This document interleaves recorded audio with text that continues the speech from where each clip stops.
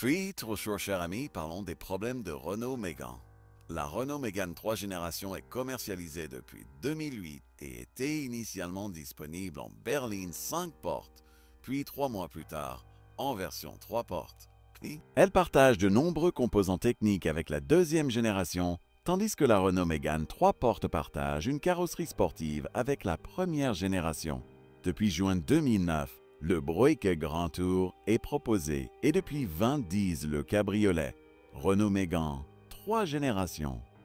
Oui, elle a l'air plus conservatrice et 25 cm plus longue que sa devancière, mais pèse 36 kg de moins. Le volume du coffre est de 405 litres. L'accès est facile grâce au seuil de chargement bas et à la grande ouverture des 5 portes arrière qui est obtenue en plaçant une partie des feux arrière sur le Ion lui-même. L'équipement de sécurité de série comprend airbags frontaux et latéraux, AB et contrôle de stabilité. Comme sa devancière, la Renault Mégane de 3e génération a obtenu la meilleure note au crash test Euro NCAP. La suspension arrière est souple et l'essieu, désormais à profil fermé, augmente la rigidité torsionnelle et allège le véhicule.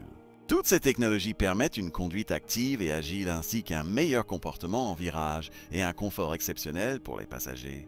Les moteurs diesel de la Renault Mégane sont plus populaires que les moteurs à essence. Alors, les moteurs diesel proposent un moteur DSI de 15-18 litres de 85 CH 405 C1 Z CFI 110 CS avec 6 réticules.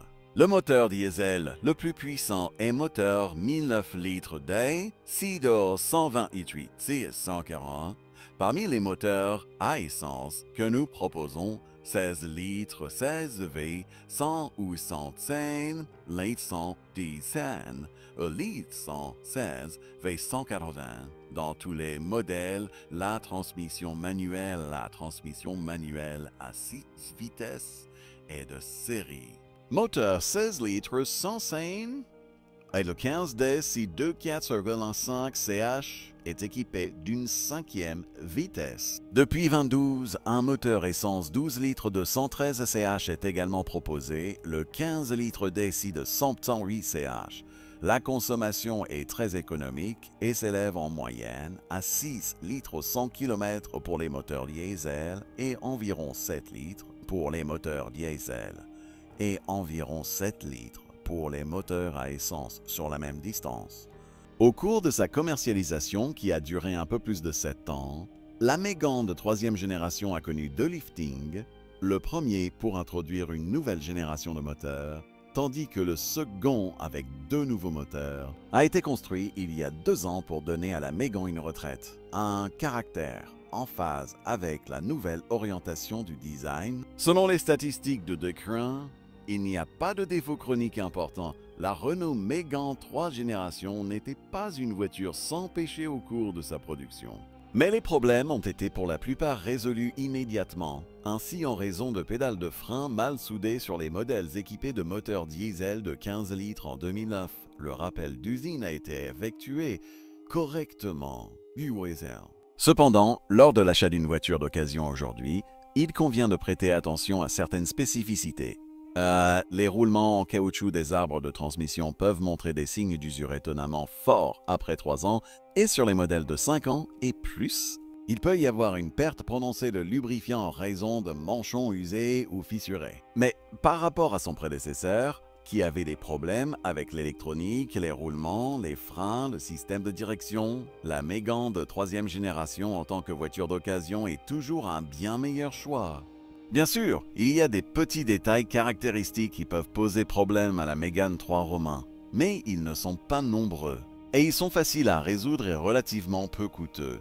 Il s'agit principalement de lampes grillées, d'une légère goutte d'huile sur le carter, de contacts de bobine plus mauvais dans les stations-service, d'une usure plus rapide des disques et le ventilateur de climatisation peut se tenir debout tout seul et fonctionner à nouveau. Dans l'ensemble, rien de terrible. La première série a fait l'objet d'un rappel de service en raison d'étriers de freins desserrés et d'une direction assistée erratique au volant, mais quiconque achète un tel exemplaire aujourd'hui ne devrait plus avoir peur. L'électronique et l'électrique sont beaucoup plus solides et fiables que dans les 2 générations de modèles précédentes, tout comme la finition générale.